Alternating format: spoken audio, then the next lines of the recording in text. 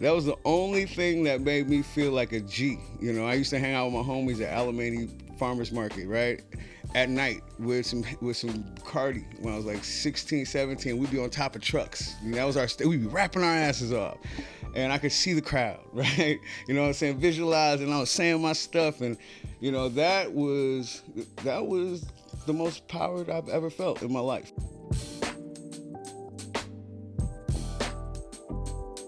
That was Khafre Jay, founder and executive director of Hip Hop for Change. I'm Jeff, and you're listening to Storied San Francisco. I first heard about Hip Hop for Change on KPOO's Sunday afternoon show of the same name.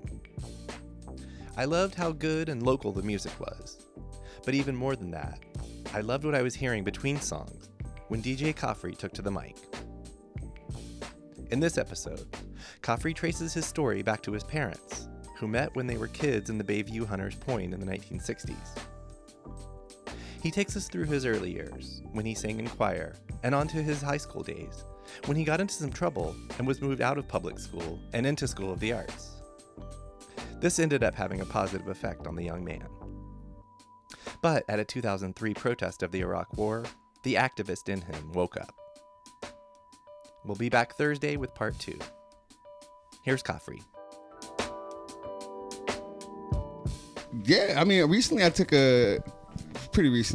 recently, a 23andMe DNA test. So shit, they got your stuff. They got my your stuff. genes. I mean, feel free to use it, homie. Proud, you know what I'm saying? Like, go for it. Yeah. And I'm actually happy with the amount of African-American people that have been using it, because it has been able to tell part of our story that we've had lost to the throes of white supremacy and whatnot. So it's pretty interesting. You know, I'm 52%, you know, the descendants of slaves. Okay. 7% indigenous and 38% master slave rape. So, okay. That's my history. Sally Hemings, Thomas Jefferson story. Straight, right? That quote unquote love story. Yeah, get out of here. Right. Anyway, that's where my blood comes from. But yeah, I come from an amazing family.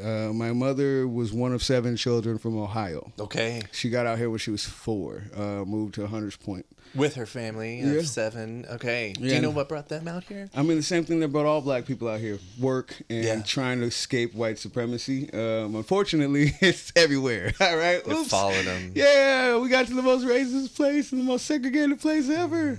Yeah. But yeah, they came out here for work. Do you know what year? Or about? I think I want to say my mom was born in 1954.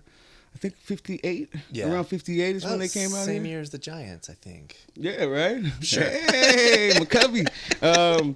But yeah, you know, back then, you know, the shipyard was kicking. It was kicking. Also experiments and radiation and all kind of stuff.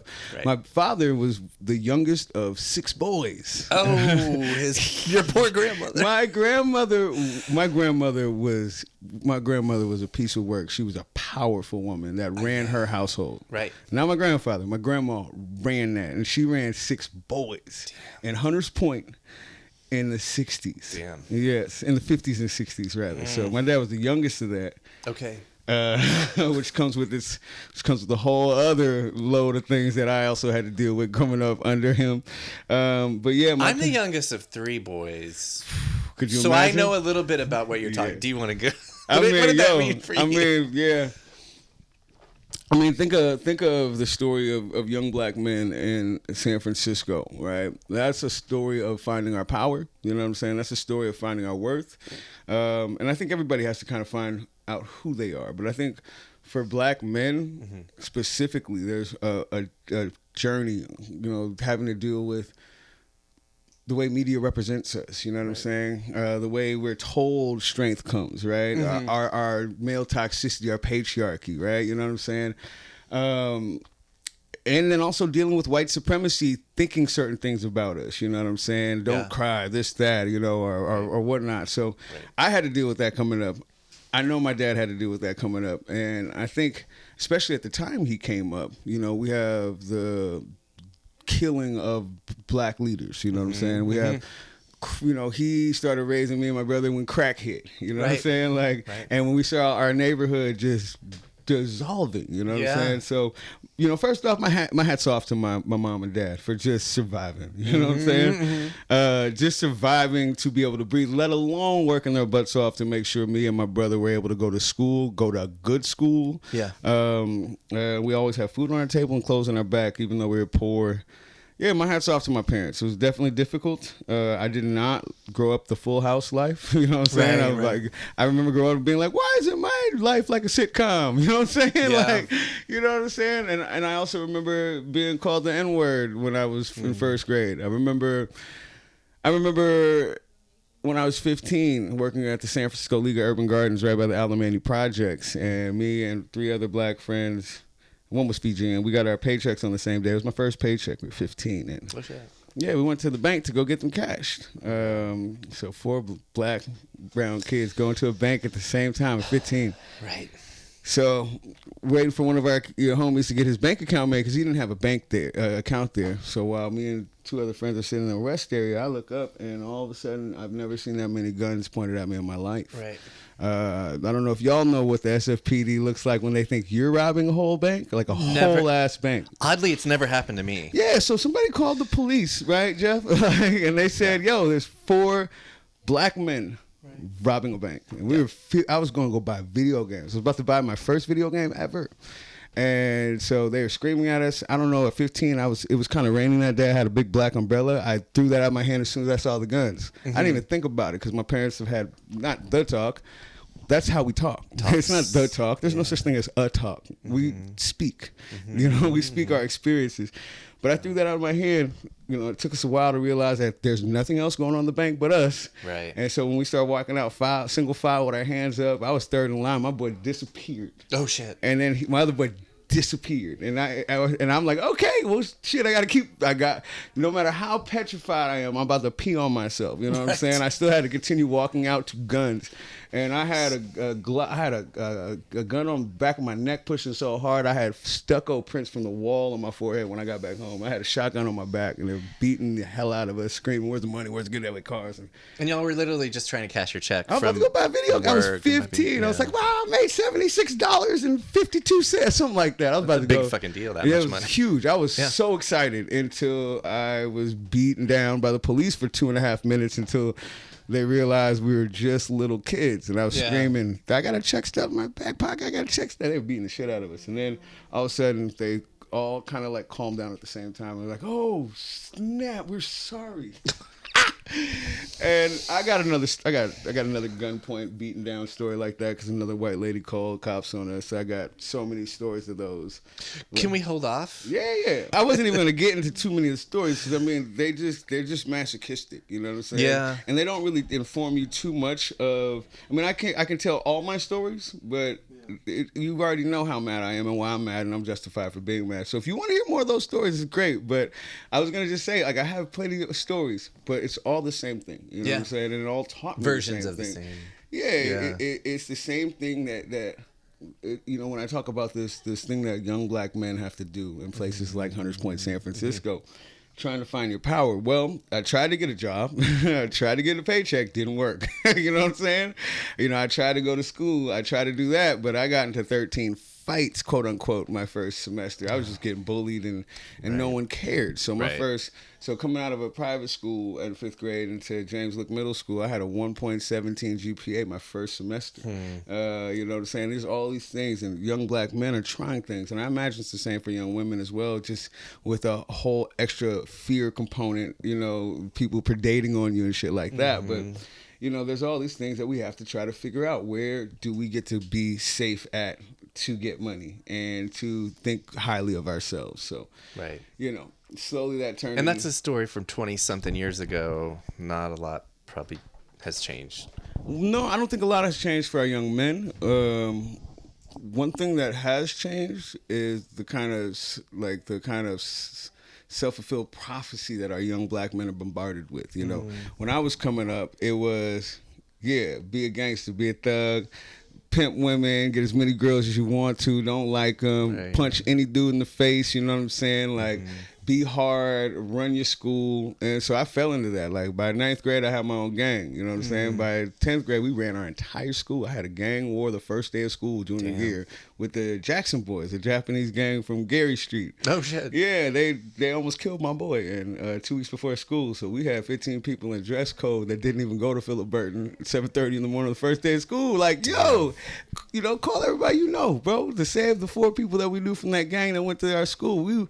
I went left. I went left so hard because nothing supported me trying to find my power, my worth. Right. The only thing that really did throughout all that, besides stuff that was going to take my entire life from me, was hip hop. It was rapping. You know what I'm saying? That was the only thing that made me feel like a G. You know, I used to hang out with my homies at Alameda Farmers Market, right?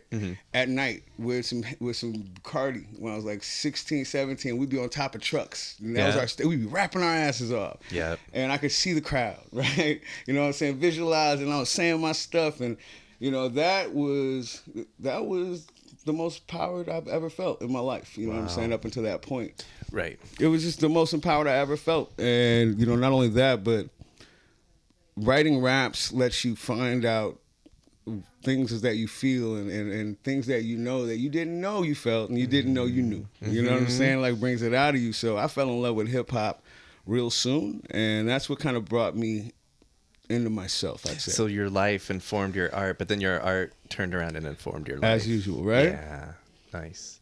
Can we hear a little bit more about your parents? And because you got them here storytelling wise, but how did they meet? And do you know the story there? Yeah, they met, I think, when they were like 5. Like, oh shit, as kids? When my mom was like, they're both families, the like neighbors. They were like they were in the same neighborhood. You know what I'm saying? They lived a couple blocks from each other.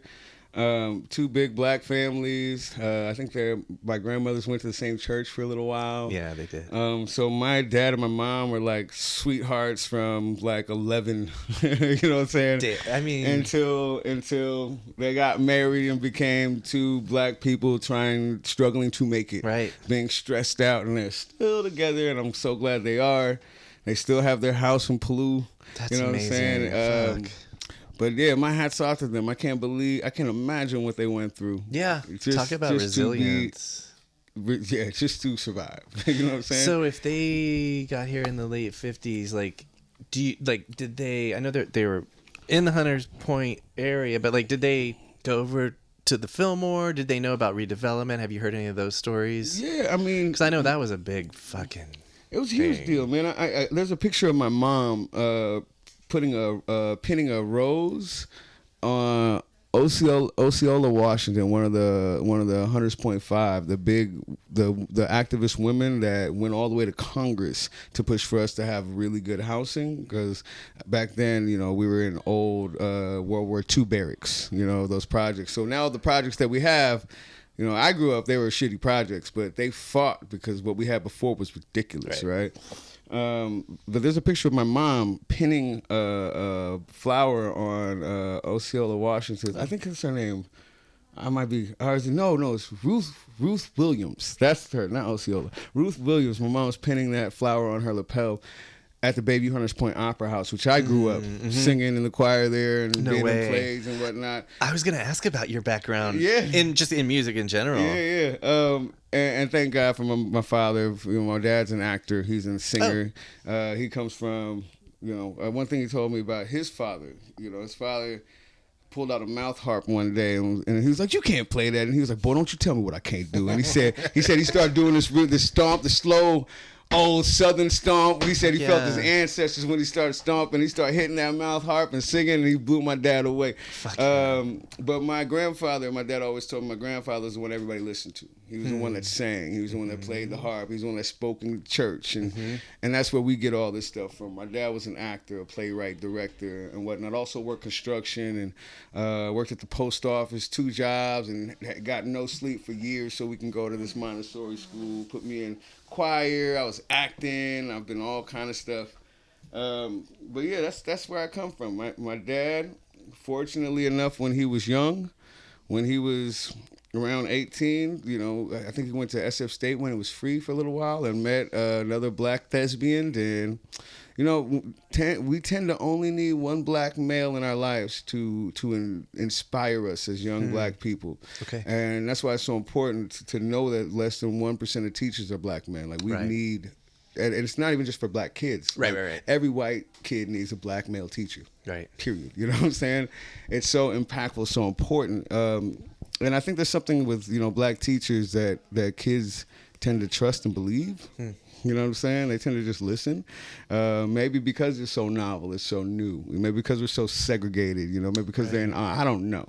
But I know I had a lot of women black teachers. Yeah. Not a lot. I had it wasn't rare, but didn't have any black men. Yeah, and that's rare in the nation. Right. Just to have black teachers in general, you know what I'm saying? So yeah, there's that. But I'm glad, I'm glad those small, inspirative people in our lives, set up my whole family for greatness, allowed my dad to have access to pathways that could awaken that artist spirit that is a part of my DNA, I guess. You know what I'm saying? I guess. Yes, yes, it is. Yeah, along with my epigenetic slave trauma too.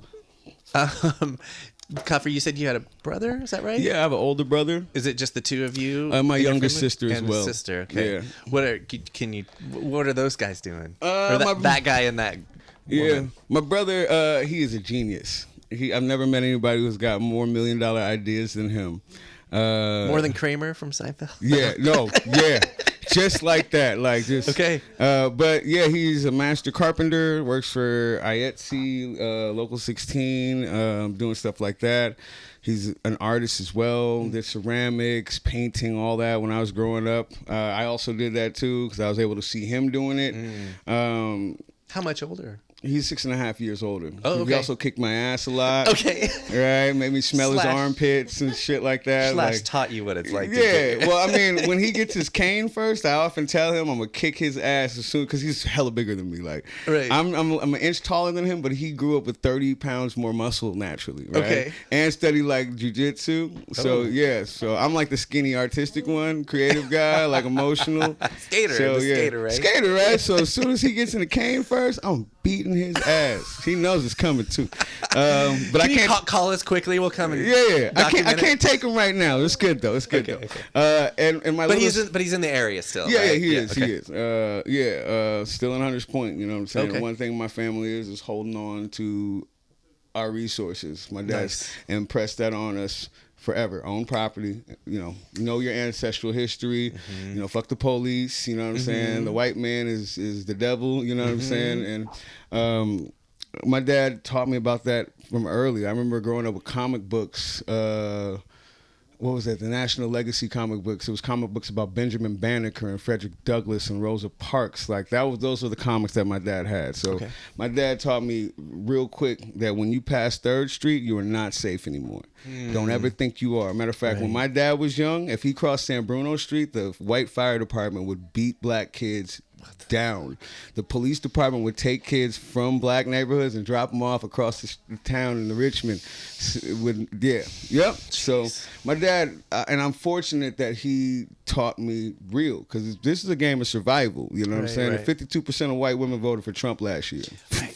Fuck out of here. You know what I'm saying? Right. We're in the most segregated city in America, probably. You know what I'm saying? Yeah. This gilded city that is literally one of the most disgusting liberal white supremacist places ever. You know what I'm saying? It's a damn shame to have 80% of your homeless people be black. Yeah. You know what I'm saying? And you're cool with that. And you're still putting on next door, well, gotta get these homeless people off the street. Oh man, San Francisco is caring to me. And it's always been caring to me. It has never been anything else. I'm glad my dad was able to tell me that openly. And also, teach me a lot of love, put me into private schools.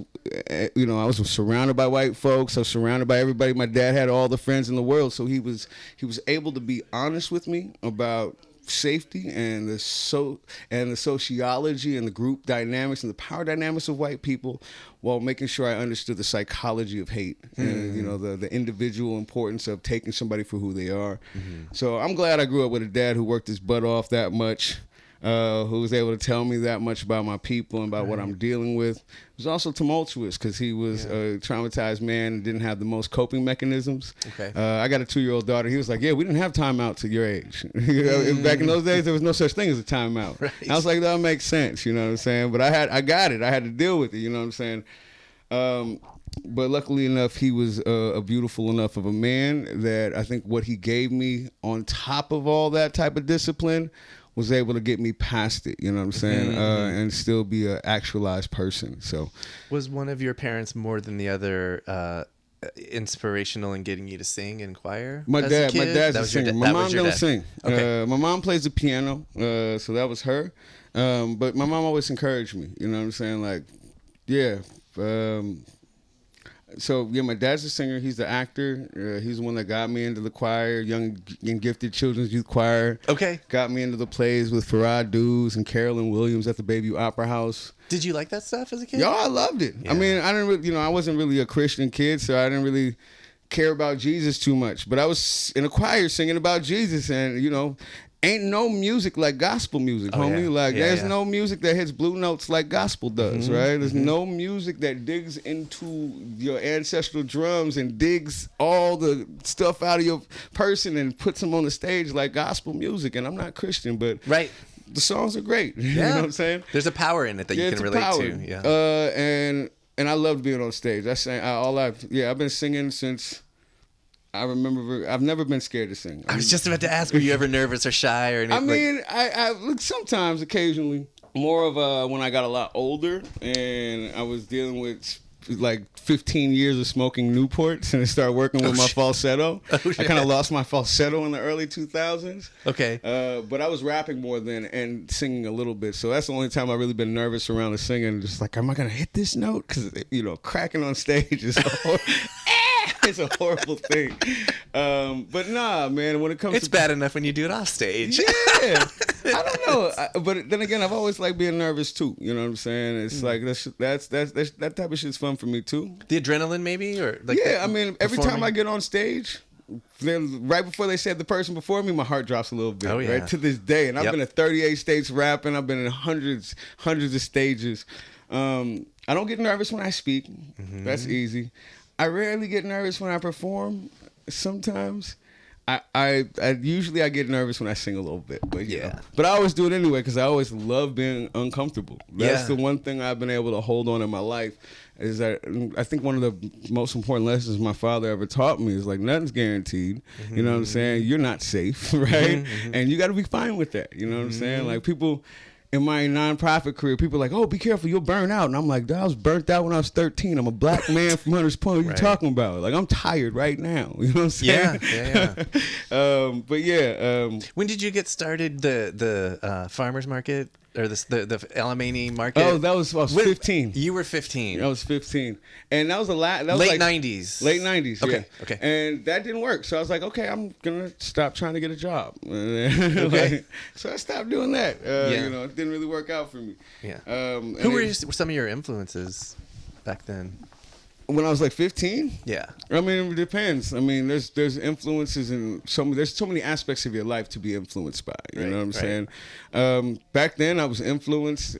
Like right after that, I was being heavily influenced by Bone Thugs and Harmony, RBL Posse, E40, DMX. You know what I'm saying? Like, I was angry. I was angry kid. I was pissed, livid, and I just didn't get anything, and I didn't understand why I didn't have an easy time, and everybody else walk around and shit was hunky dory for them. Right. I was fucking angry.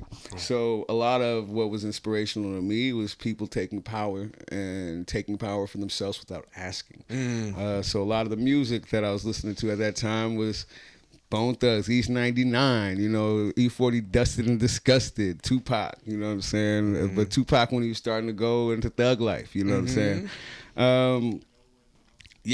I used to draw comic books at that time. Oh shit. Yeah. Deadpool. I love Deadpool. Right? I didn't give a fuck. Right? I loved Spawn. I loved Venom. Those, like, you know what I'm saying? So I was pissed. I was an angry kid. And I went to, Philip Burton and I actually got smooth kicked out of there in my junior year. I went to 13 days the first day of my junior semester. Oh, shit. I was robbing people every day. Okay. So we get on the. I just wrote a song about it for my third album I'm about to release in a little while. But we come to school at 7:30 in the morning, smoke blunts, Newport's right across the street, and then at 8 o'clock when the bell rings, I was on the bus and we were just robbing people until 1 or 2.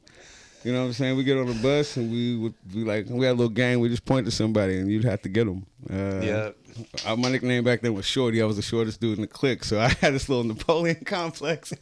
I did so. You were angry. Yeah, I was so mad. I was so heated. Oh my god! And I used to just catch the 29 and just get people. I've been arrested twice for it, and thank the Lord, the universe saw it fit for those charges to be dropped. Mm-hmm. I think usually when I rob people, I just talk to them. I was like, you should give me your shit. You know what I'm saying? Like you negotiated. Yeah, I mean, like, sometimes people were laughing when I was like, bro, this is gonna happen. Just like, you know what I'm saying? Yeah. It's nothing. I need it. You got it. But the 2 times I got arrested, that was a wake up call. The funny thing, the first time I got arrested, I called my mom. Oh yeah. I said, Mom, I got arrested. She said, you got yourself in there, you get your ass out. Click. And I was like, Mama. I was like, Mama. I was like, yo. And that was the best. Thank you so much, Mom. I love you for that lesson. Oh yeah. It was a unique experience. It kind of woke me up because I always valued getting to my dream, building family, you know what I'm saying, going somewhere. I valued education, and those times of losing total freedom, like you got to spread your butt cheeks, and like I was like, I can't do this, you know what I'm saying? Right. And I think that last time I got arrested, and then I got kicked out of Philip Burton, and I went to School of the Arts after that. Okay. Yeah, so School of the Arts, that's when I kind of woke up. Okay. Yeah, so now I'm with a bunch of hippie kids doing art, and I started doing ceramic sculpture and art, positive expression, and all of a sudden I'm the black kid in the school now. Yeah. And there was a couple black kids in the school, and everybody treated them like they were the hardest shit in the world. And then I got in there, and I was actually from the hood. And right. Then all those kids were like, oh shit. But I was like the coolest kid in the world, because all of a sudden I'm like, oh, there's a hood kid. Oh my God, this hood kid. It was an interesting situation being in the School of the Arts. Were you skating already? No, that's where I started. I mean, every kid in Hunters Point knows how to skate, rollerblade, get on wheels, do everything, roll down hills going way too fast. Like, we do whatever we can. We jump off everything. Like, right? All black kids do this stuff. Like, I don't know other kids, what they do, but everybody knew how to do a little skateboarding, and we didn't know what no hill flip was or an ollie back then. Right. But when I got to School of the Arts, somebody had a skateboard. I jumped on, and I was like, and they were like, oh shit, you know how to skateboard. And then he did an ollie, and I was like, what the fuck is that? I was like, well, how'd you do that, right? Because I didn't know anything about that. Yeah. I just knew how to, like, roller. I had roller skates. And he was in the air without jumping off of something. Yeah, I was like, what the fuck is going on? And then all of a sudden I'm skateboarding now with all the white kids at School of the Arts, and they're all taking shrooms and acid, and like there's dancers and there's raves and there's all this whole other shit. And I'm like, wow. And I stopped being so angry. You know what I'm saying? Was it almost like you were in Oz? Yeah. Right? Different part of the city. It's like a forest over there. And mind you, it was also on state campus. So that's when School of the Arts was on state campus. Oh, okay. Which you should never have a high school on a college campus. Super weird. But, right. It was great. You shouldn't have it. For a kid, you'd be like, that was the coolest shit ever. Yeah. Because it was. But, yeah, man, getting there and being in that environment, being able to express myself, really invest in myself and rapping at this point. That's where I met my first, partner in crime with rapping, Richie Cunning. Okay. One of the dopest rappers in San Francisco that's ever come out of San Francisco. Check him out, Richie Cunning. I just threw myself in the music, man. I threw myself in my art. I started teaching with the Center for Bilingual Education. Teaching, how old were the kids?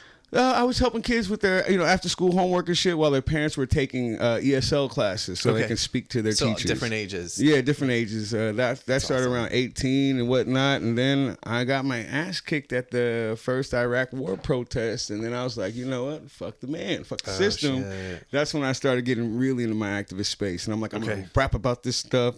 I love protesting. And I got my ass whooped on 5th and Market by the police. They beat everybody. And I couldn't believe, like, I understood police beating me up, but when I saw all these white people on the thing protesting, that police officer was like, clear the sidewalk. Right. And a second later, they start beating old white people in wheelchairs and on bicycles and push this lady over her dog. I was like, this is not right. I was like, I get you doing this to us, but you can't. This is supposed to be America.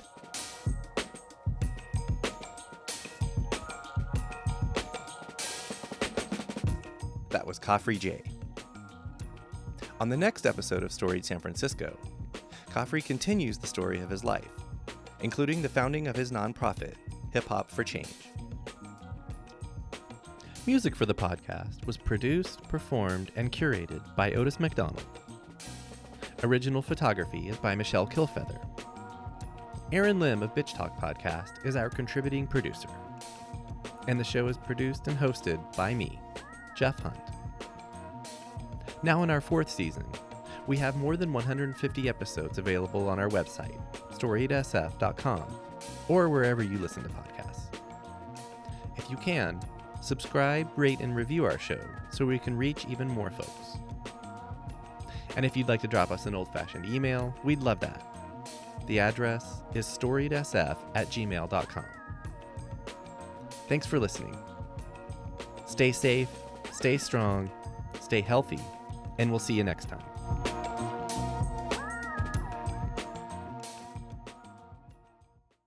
This podcast is a proud member of the BFF.FM podcast network. Learn more at podcasts.bff.fm. BFF.FM, best frequencies forever.